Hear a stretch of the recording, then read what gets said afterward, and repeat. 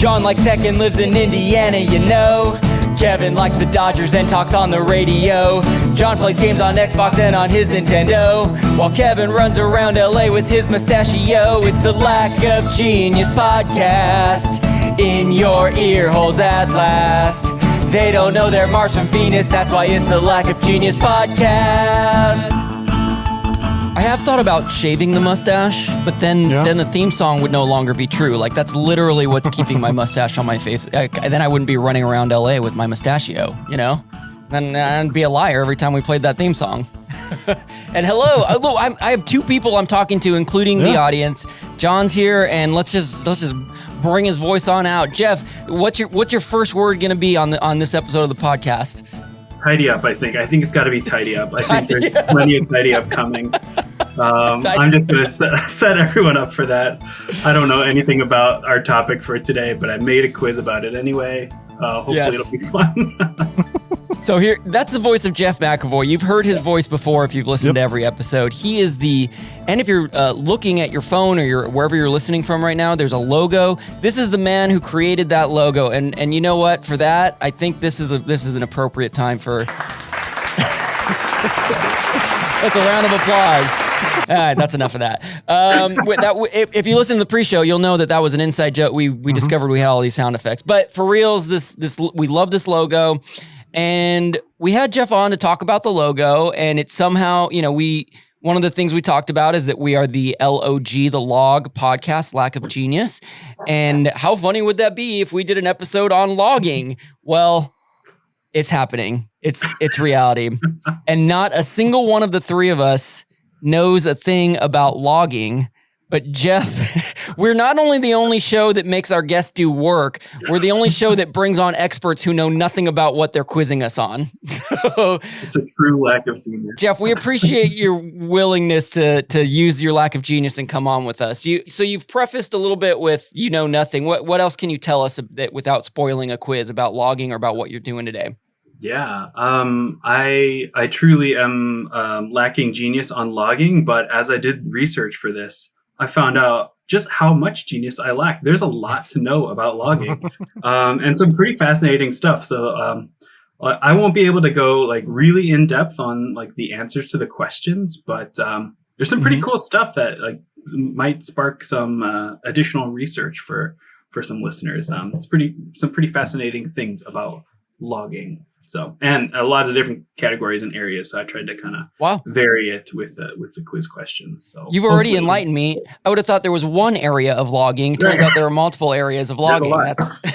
We should also say, if there happens to be a logger listening right now, please tidy us up.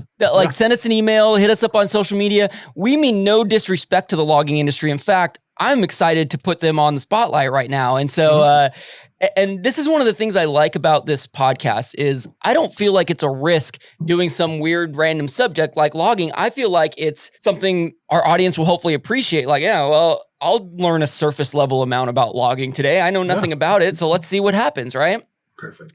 By the way, I want to point out, Jeff showed up today. We can see him on webcam. We're also streaming on YouTube and possibly Facebook. And I noticed Jeff was wearing a flannel, and I asked if it was because of the logging, and he said yes. So John and I put our flannels on. So I'm going to suggest if you're listening to this, just pause it for a second, go grab the nearest flannel, put it on, and just really feel the logging power, okay? Yeah, you'll be glad you did, for sure.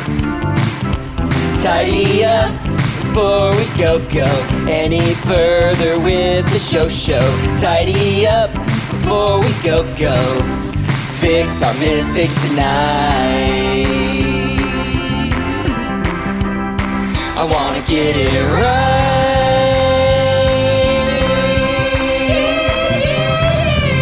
Tidy up. Okay, back from Tidy Up theme. Yes.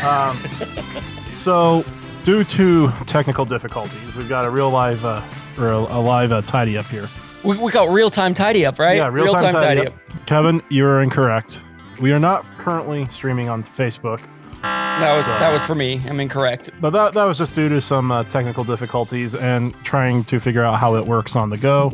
On my part, next week will be better. I do have a tidy up from last week, the Gremlins episode. Well, Gremlins and Spam. It's not that I made any mistake, because I'm usually pretty perfect whenever I do any of these things, but I meant to mention 2 cool facts, so you're getting even more Gremlins action. When I asked you who voiced Gizmo the Mogwai, I included Emilio Estevez as an option. And the reason I did that is because he was in the running to be the main character, Billy, in Gremlins, which I think would have... I'm glad that he wasn't, even though I like Emilio Estevez, but I think that would have been... It's just crazy to think about casting choices and how we were just that close to having Emilio Estevez, the coach of the Mighty Ducks, being, friends with Gizmo. So I meant to bring that up. And then the other big thing that I wanted to say for Gremlins fans out there is, as we know, there are 2 Gremlins movies. There is a 3rd one in the works. Now, there's super locked up info on it. Nothing has been super confirmed, but Christopher Columbus, who wrote the first one or produced the first one, he is writing it, and he described it as he does have a script, and he described it as twisted and dark. And the concept is this: if all the Gremlins come from Gizmo getting wet and feeding his Mogwai offspring after midnight, should Gizmo be eliminated? Which is a terrifying thing for me as a Gizmo fan, but it's I guess that would be a logical, if Gremlins are wreaking havoc on the world repeatedly. Anyways, thank you for letting me indulge, because I could talk Gremlins all day. It's time to take a quiz or 2, like a genius podcast doing this for you. You may fail, but it ain't no lie, baby, it's quiz time. Don't really want this quiz to be tough, I just want to pass one cause I failed enough. It might sound crazy, but it ain't no lie, baby, it's quiz time. Jeff McAvoy is here, and he is going to quiz us on logging. We've already kind of given an intro, but man, I'm just going to kind of hand off the reins to you, Jeff. If you have anything else you want to say, or if you want to just jump right into the quiz, we'll follow your lead. Awesome. Yeah, I think you mentioned before, but this would be a great opportunity for lots of people to send in corrections and things. And I think you mentioned too, it definitely is no disrespect, just a lack of genius. I've actually gained respect through doing this research, so hopefully some of the listeners will too. Yeah, we may actually be starting some sort of revolution of respecting loggers and thinking about where do the things that we have come from? Thank you, loggers, for doing this work for us. So anywho. Yep. Well, yeah, I mean, I was over at my in-laws. My father-in-law asked me, what tonight's theme was, and I said logging. He knows that I have an environmental science degree, and so he asked me, what my thoughts were. I was like, it really depends on how it's done. I mean, you could do it, in a good fashion, or, you could just go and wipe everything out. Is John tapping into anything that you have questions on, Jeff, just out of curiosity, or is that just sort of your understanding as well? No, I thought about putting in a question about that, and I didn't. We did limit you to 6 questions. So yeah, because deforestation, that's a real thing and a real problem in Amazon rainforest that should not be getting cut down. I'm not gonna act like I have a ton of knowledge on that. I know it happens, but I agree with you, John, that there is, much like anything, there's a reason and a purpose for a logging industry that is very valuable to us as humans. And I think if it's done right, and I'm glad you have a degree that you can sort of, affirm that for us. So, all right. So the first question is a true or false. To become a logger in the United States, you must first be certified by the American Logging Association, the ALA. The ALA, this is true or false. What I'm going to say, I don't have an answer yet, but in order to become one of our loggers, we should start the ALA if it doesn't already exist. We will start the American Logging Association, and to become a fan of our show and become a logger, you will have to be anointed by us. Can we just call our Patreon that? Yeah, anyone who's a patron is now certified by the ALA. We should call it the Last American Logging Association, so that way it could be Lala. Ooh. Oh my gosh, John. Like that. Wow. Like that. Wait a minute. Hang on. Time out. I just gotta...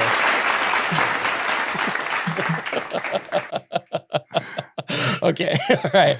The Lala, yeah. I could see it being treated almost like a union. So I'm going to go with true.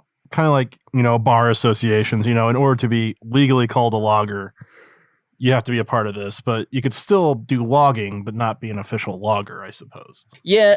I think I'm going to choose true also. What's very exciting about this and why I like bringing a guest on is that, John and I, we kind of get to know each other's quiz styles. I don't know Jeff's quiz style.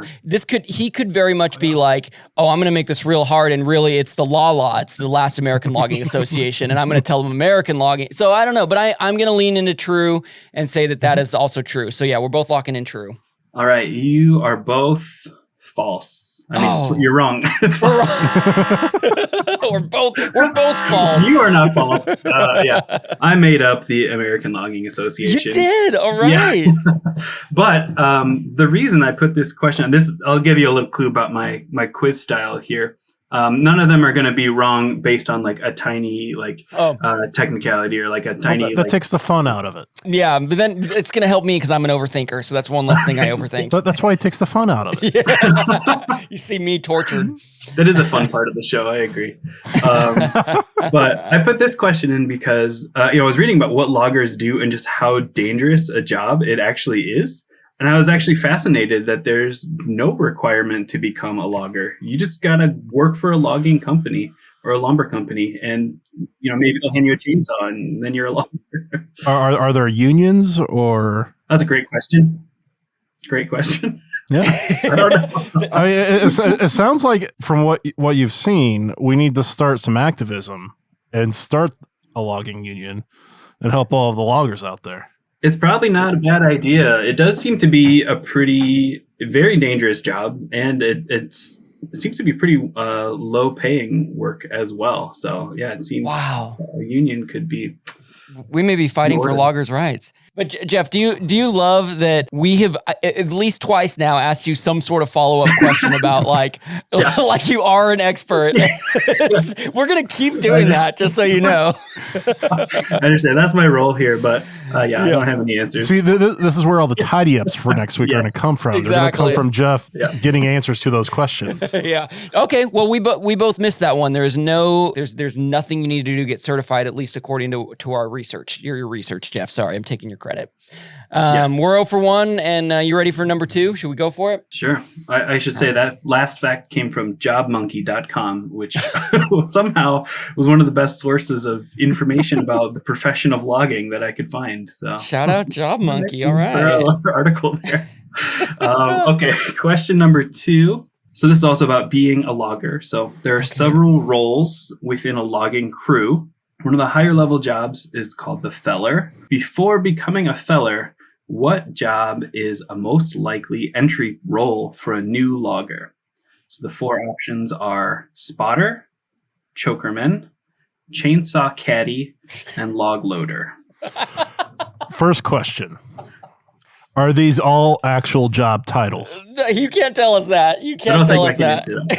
No, I think you can. Okay, they are not all actual job titles. Now, which ones did you make up? I hope, here's the one I think you made up that I hope you didn't make up is chainsaw caddy. Oh my God, I hope that's a real thing, but I have a feeling it's not going to be. And I'm picturing him like the caddy in Happy Gilmore, the homeless guy with the beard, carrying around a little satchel with a chainsaw in it. This might be a horrible joke, but are there lady fellers? There must be. Hang on.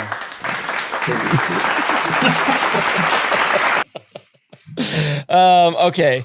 I'm gonna go with spotter. Yeah, that's what I'm going to also. I mean, that seems like a fairly easy thing. You're just spotting, like making sure, people are staying safe, I'm assuming, and out of the way. And yeah, I would guess it's a relatively quote unquote easy job. I'm sure it takes some experience and some learning, but it's also, I would guess, is a really important job. And so one that you really need to learn and pay attention, and you can really get seen from, the higher ups is like, oh, that guy's actually really plugged in as a spotter. So I'm going to choose it too, John, even though I want to choose something different from you. I'm picking it. You are both wrong again. Oh my God. It's going to be the chainsaw caddy. Is this going to be the first 0-0 tie? Yeah, it might be. What is it, Jeff? What's the answer?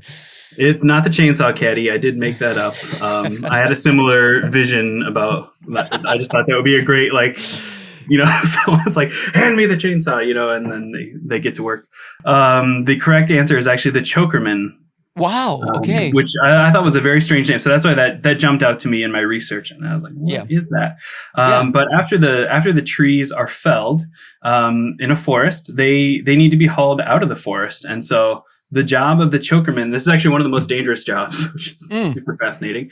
They basically need to tie a giant cable around this felled tree and attach it to whatever vehicle is going to haul it out. But they have to like scramble around these like falling trees and attach these cables, and sometimes a ride along with it. And if the cable becomes detached or breaks or something, it can like whip around. And this article says it can slice a man in half. No, my God. I was going to say decapitate, but oh my God. There's so much tension on those cables. Yeah. And it's called the chokerman, which is a horrible job title, I think, but that's what it's called. I made up all the other titles. Chokerman. Oh, nice. Those are really good. I definitely, other than Chainsaw Caddy, I definitely thought the other ones would have been real jobs. I was, so for years I helped my dad line a football field. This is connected, I swear. And the way we would do it is we'd put a stake in one end on a string. We'd draw the string all the way down the other end. So if it's going the length of the field, it would literally be over 120 yards because you go just outside the end zones and you make a straight line. And then you put the stake into the ground, but you'd pull it really taut. And so I was always afraid of the line snapping and the little screwdriver coming and hitting me, which, don't get me wrong, would be very painful, but that's a whole lot less painful than getting sliced in half. So, I can only imagine. Oh my gosh, that sounds like a terrible way to go. Well, you are creating a lot of respect for loggers. 2 questions in, I will say that. So yeah, I'm gonna have to start a hashtag free the loggers or something. Hashtag loggers unite. Loggers unite. Yeah. I like it. That actually would be a good hashtag for our show of like, you know, and if like fans ever got together, they would have a convention and it would be Loggers Unite, the Loggers Unite convention. But the live show would be the Log Jam. They'll unite at the Log Jam though. Wouldn't the convention just be called a forest? Oh, that's good. Oh, that makes me, I don't know why that made me think of this, because you're right. Yeah, that would be, it'd be a bunch of logs hanging out. So when we're doing our, what are we calling it? Our Log Jam, everyone in the audience will be our forest. This is our forest coming to. That made me think, because you have a toddler at home, Jeff, and I have a 3-year-old nephew, and we've both talked about how they love anything like heavy duty machinery vehicles. And so I don't know if I had a follow-up question that I guess I will ask that you probably won't know, is like, what kind of machinery do they use to get a log? Like, do they use a giant crane or like, you know, my nephew loves excavators. Like, do they use I bet you. I actually have a connection to that. Do you really? Yeah.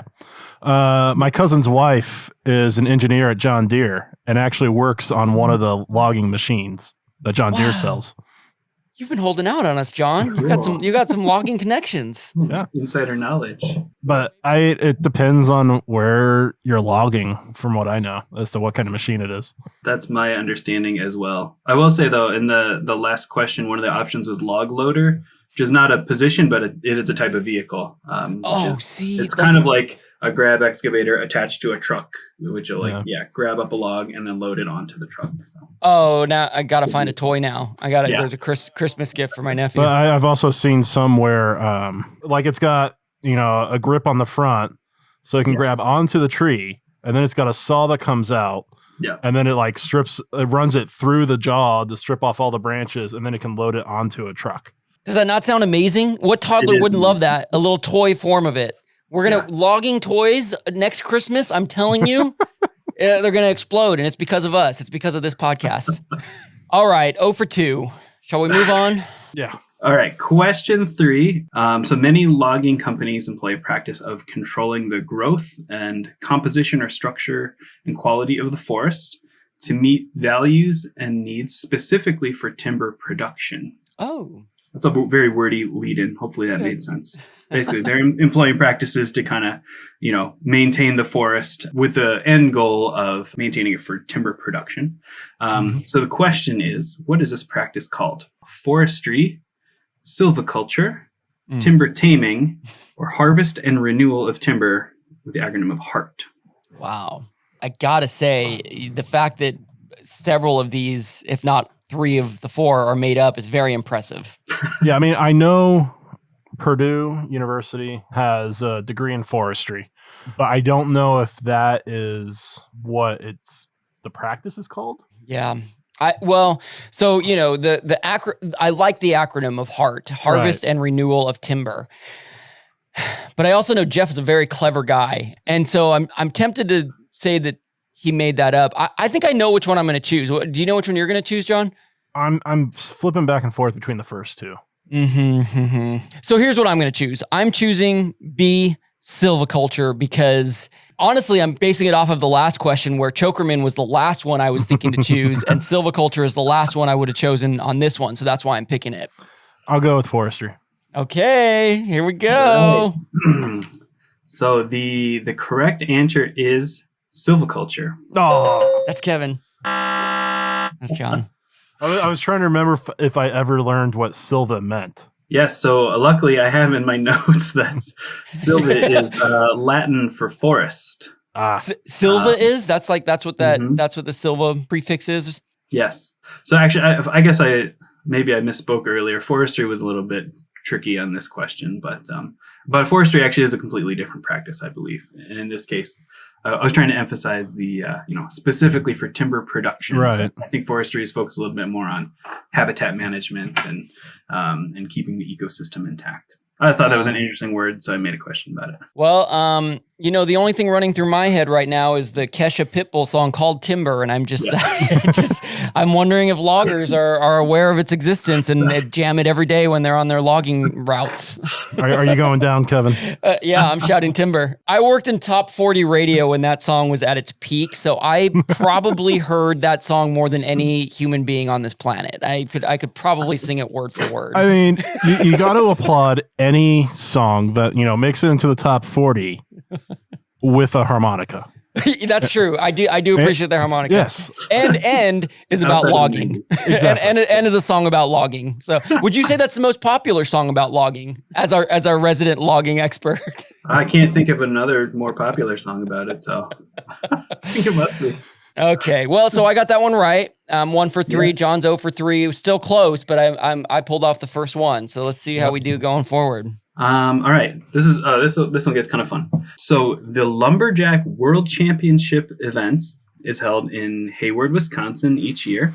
Which of these is not one of the competitive events? That's great. So we've got the Boom Run, Hot Saw, Speed Climb, or Caber Toss. Wow. So 3 of these are one and one is not. Okay. What do you got, John? I'm fairly certain I know which one it is not. Wow. So are you, without giving the answer away, John, are you familiar with the Lumberjack World Championships? Not necessarily that specifically, but back when I had cable and stuff, flipping through the channels, you eventually land on one of the ESPNs and, they have the cutting and stuff like that. And then you just sit there and watch it for a while and you're like, I wonder if I can do that. Yeah, well, John, the answer to you saying, "Can I do that?" is yes, because you are a behemoth of a man, and I mean that with only love. You should be in those competitions. I could not do that. I don't know the answer to this. Again, Jeff, your cleverness. It's like these could be real or fake. I think that hot saw is made up. I think that sounds like something fun that Jeff would make up, and it kind of sounds like hot sauce. So I'm gonna say hot saw is the one that is not one of the events. I'm going with caber toss. Dang it! And John is correct.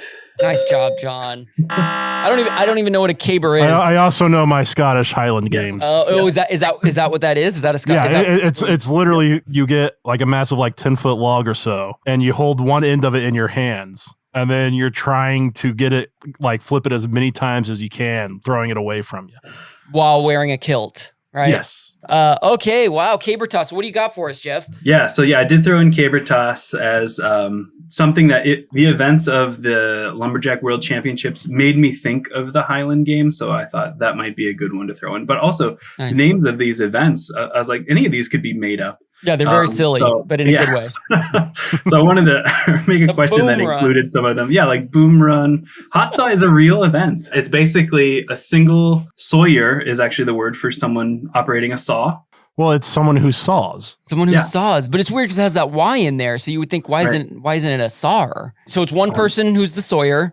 Yeah, so this is a chainsaw event. So they're using a single cylinder, single motor power saw to make 3 vertical cuts. So they go down, up, and then down through a 20-inch diameter white pine log. It's all very like regulated and measured out. Yeah, like it starts like with the chainsaw on the ground, like their hands are on the log. Yep. Oh yeah. You've seen it. Oh yeah, no, I've watched it. It's Yes. fun. And then you like the bell the signal goes off. Yep. They like have to like start the chainsaw, and like the rope like is not necessarily doesn't stay attached like a normal chainsaw. Like it's just a rip it and go. Mm-hmm. Wow. And you, Jeff, you had said that they go down, up, down. So that means it's like 3 full cuts. So they go through the log, then they come up through another portion of it. I think they can also go up, down, up too. It just depends on how they want to.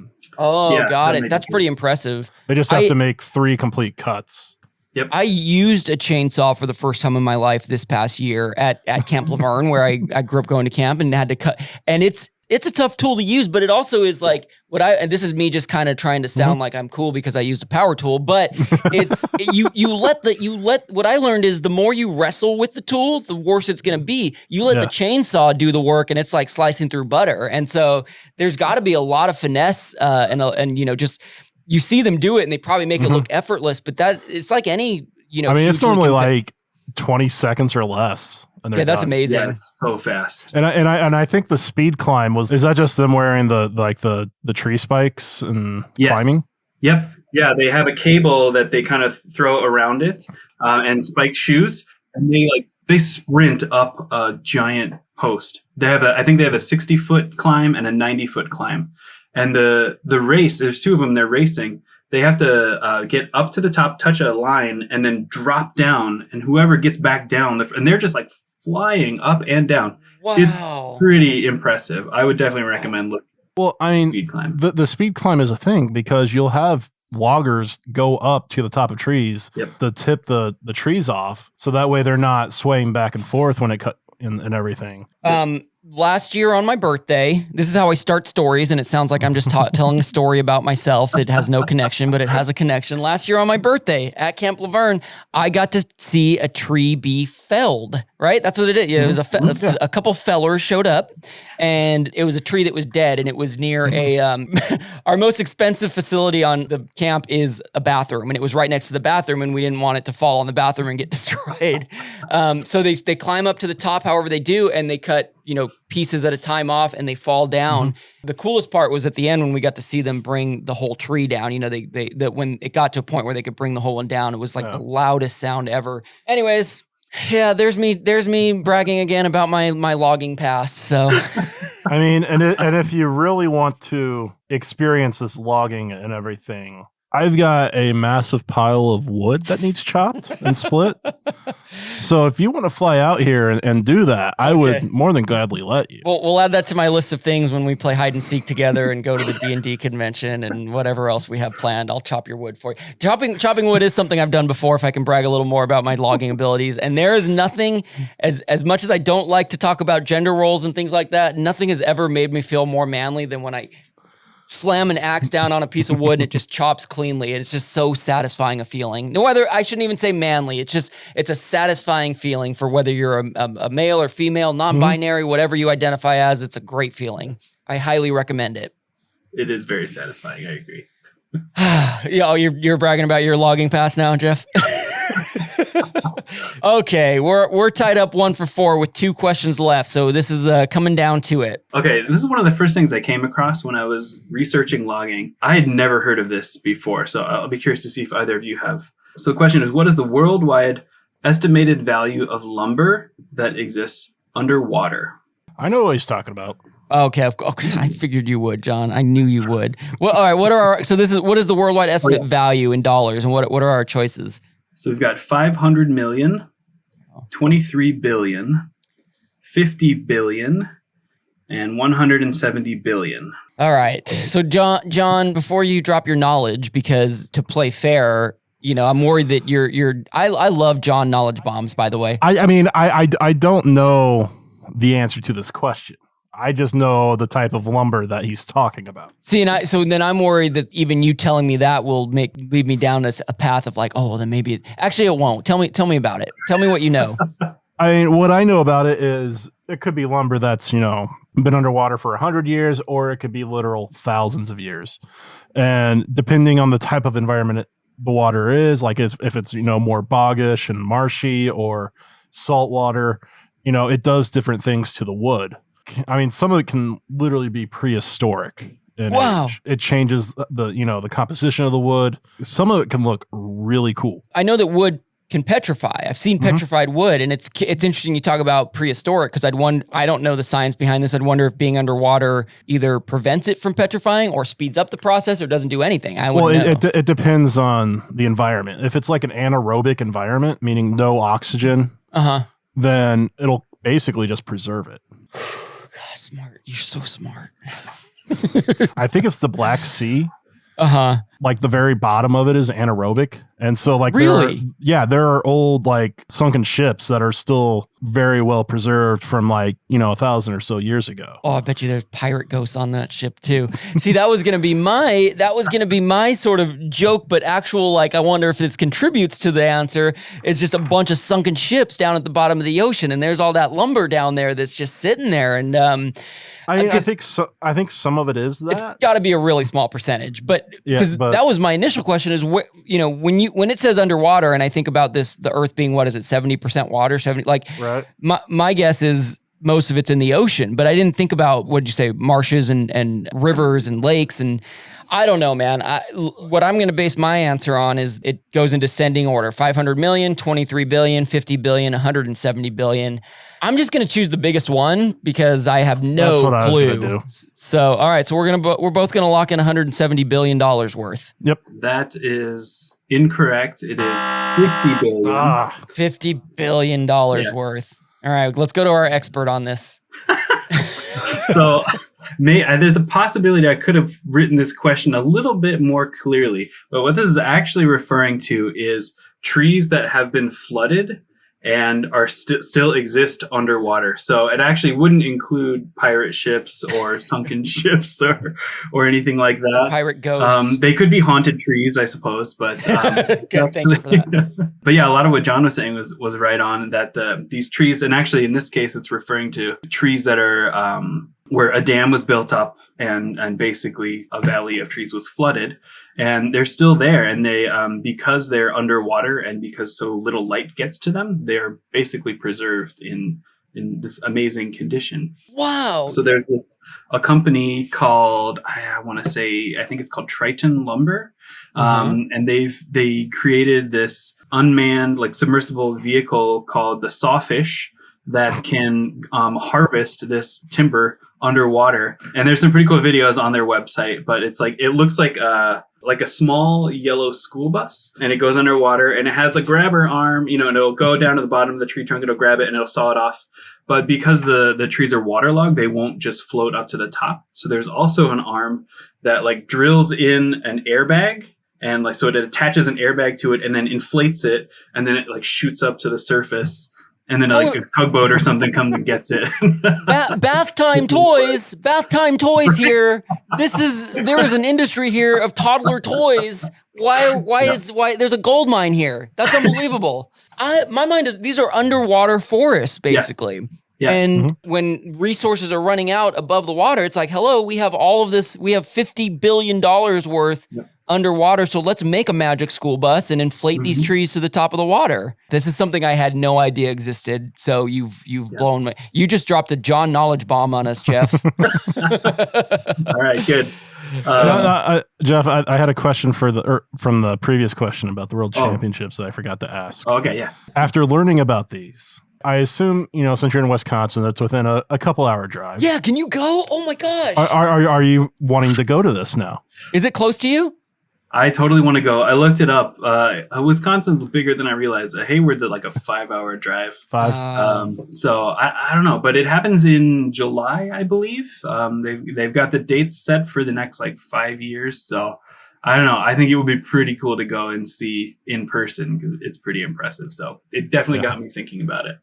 Well, Jeff, the only way you're going to get recognized by the American Logging Association, actually, no, sorry. What are we? The last American law, the law is if you show up to one of these logging competitions. So that would be a great location for a live podcast episode. John, I was going to say, man, when I go out visit you in Indiana and I chop your wood and we play hide and seek, we got to make a road trip up to Wisconsin? I mean, Up and over? What part of Wisconsin is it in? Is it like the top up by Minnesota or? Yep. Yeah, it's like northwest. Okay, so we're talking about an 8-hour drive from where I am. Okay, lots of Red Bull, we both love Mountain Dew. They'll be our sponsor for the trip. We both missed that one, right? Yeah.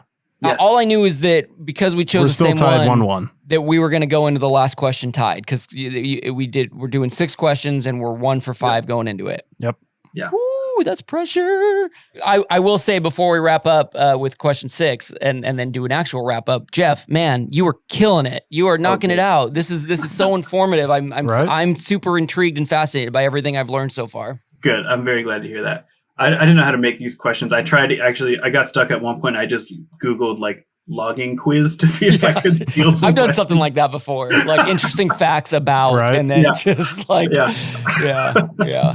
Okay, good. So the question 6 then, here comes. All right, Paul Bunyan is probably the most well-known fictional lumberjack.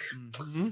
In versions of his folklore, he is a giant credited for creating some natural features across North America. Oh. Which of these is not one that is said to be created by Paul Bunyan? So which one is not said to be created by Paul Bunyan? So we've got the 10,000 Lakes of Minnesota, the Grand Canyon, Mount Hood, or the Yukon River. I have a clarifying question. Okay. Is this also including Babe? Babe the Ox. Yes. Yeah. Okay. So the two of them together created 3 out of the 4 of these. Yes. Okay, because my thinking was that Babe is the one that caused the 10,000 lakes. It's from him stepping around. I did not know this folklore in general, but I'm envisioning a cartoon, and I remember Paul Bunyan running around and chopping down trees with one hand, and I remember Babe going and like knocking down rocks or slinging trees, and he was just a force, man. He was a force to be reckoned with. I don't think I knew about the folklore of creating these landmarks. I think it's Mount Hood. You think that's the one that's not? That's not one of the ones. Yeah, I mean, I know Mount Hood is in Oregon. I've been there. I've been on it. Just to add to I was there for logging purposes, so I felt like that was appropriate for me to bring up. I've also been to the Grand Canyon for logging. Yeah. It's hard because Grand Canyon, I think out of these, again, I'll read the choices again just for the listener: 10,000 Lakes of Minnesota, Grand Canyon, Mount Hood, Yukon River. Where's the Yukon territory at? Where's that at? That's eastern Alaska, western Canada. That's right. Okay, got it. Yes. For some reason I was like, isn't that Canada? But yeah, Alaska. That's right. I think it's Alaska and Northwest Territory. Kind of share that Yukon area. Grand Canyon is kind of what I want to choose, only because it's like the most recognizable one. But at the same time, I'm like, is that smart? Because that would be a potentially obvious thing. Like, of course, the Grand Canyon is the biggest one that he made. But I'm gonna pick Grand Canyon because I'm talking about it so much. I'm gonna do it. I'm going with Mount Hood. And hopefully one of us is right. Unfortunately, neither of you is right. Yukon? It's the Yukon River. Yes. This was super interesting. I started to look into Paul Bunyan thinking this is not going to be that interesting, but it actually really was. It's a fictional character for sure, but it kind of falls into this category called fake lore instead of folklore because it was actually created as a marketing campaign for a lumber company. But it was written as if it were folklore, and many people just believed it was. So they believed that these stories had been around for much longer than they really had been. And so most of what we know about Paul Bunyan is made up by marketing campaigns, including the fact that he created the Grand Canyon by dragging his axe behind him as he walked. That's what I was remembering. Oh, God, that's funny. Suggested to have been just made up by some marketing person for the. That's pretty brilliant. That's pretty brilliant, though. Yeah, it is. It just creates this image in your mind, right? That just kind of sticks with you, and that's a pretty good one. And then, John, you were right about the 10,000 Lakes of Minnesota that was said to have been created by their footprints. And then, actually, the Mount Hood story is said that that was created when he put out a fire by piling up rocks. That's a marketing. Oh my goodness! So the Spice Girls. I promise this is connected. I actually do have a connecting fact to this. I've been listening to a podcast lately, and it's about the Spice Girls wannabe, and girl power was their slogan, right? And it was created as this brand, this marketing tool, right?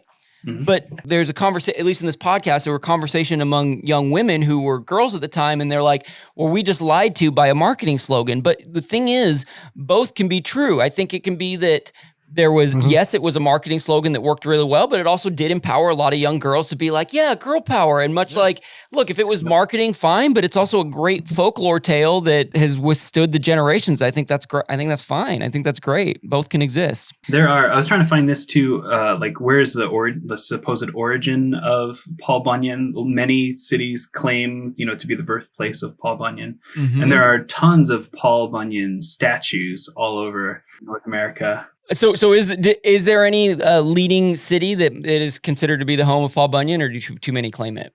A lot of them claim it. I think the one that comes up the most is, see if I can pronounce this correctly, Bemidji. Oh, Bemidji. Bemidji. I know that from Fargo. It's the headwaters of the Mississippi. Yes, and actually they do say, I haven't seen this, but they do claim that there is the Paul Bunyan statue in Bemidji is featured in I believe the television show. It is. Yes, Fargo. It is. I remember seeing it now. That season is great, and Paul Bunyan is featured several times, if I'm not mistaken. It's kind of like an establishing shot that they show, like, we're back in Bemidji. Here's the Paul Bunyan. Well, that was awesome. So for tidy up purposes, we tied, John, which that's crazy because we've now had 2 ties in the last 3 episodes after having none for a bunch. So, but the more important storyline here is that Jeff, you've officially earned a certification from Lala. we will, the patch is in the mail. You are an official logger, not only as a fan of the show, but I think you can go out and hop in as an entry level, what was it again? Log loader? No, that was the wrong one. Chokerman? Yes. Yeah. You I think you can go get yourself a chokerman job if you wanted to with the knowledge you presented today. So thank you. Nice. I assume the patch will protect me from geting sliced in half. Exactly. Yeah. Cable. You put it right in the middle of your body. And so 100% steel. Thank you, Jeff. That was awesome. And I will shout out Jeff as a fantastic artist as well, which I've done in previous times. But I have worked with Jeff on many projects in terms of doing graphics and art design and marketing campaigns. And he's a brilliant guy. Instagram's still the best way to get you? Yep. Yeah, that's a great Jeff A. McAvoy. MCAVOY, Jeff A. McAvoy. If you just check out his art, say hi to him. And Jeff, you're a legend. Thank you. Thank you. Well, thanks for the invite to come on and create a quiz about logging. Like I said, I learned a ton and gained a ton of respect for loggers and just knowledge about the industry. Yeah. I still lack very much genius, but it was really cool to figure out, there's a lot I don't know. And this is a pretty fascinating field. All I know is I will cherish the memories of this logging episode for a long time to come. And by that, I'll probably forget it all in 3 weeks is what I mean. But I mean, in the words of my favorite fictional coach, be a goldfish. That's Ted Lasso, right? Yeah. My favorite fictional coach I've already mentioned is Gordon Bombay, played by Emilio Estevez in Mighty Ducks. But another good one. Ted Lasso's a close second. All right. Well, Jeff, thanks again, man. Yes, thank you. Let's go out and make some magic school bus toys for the kids to play with their logging gear. And yeah, Jeff, thanks again, man. We appreciate you. Yeah, thank you guys. It was super fun. It's the Lack of Genius podcast in your ear holes at last. They don't know they're Mars from Venus. That's why it's the Lack of Genius podcast. God, smart. You're so smart.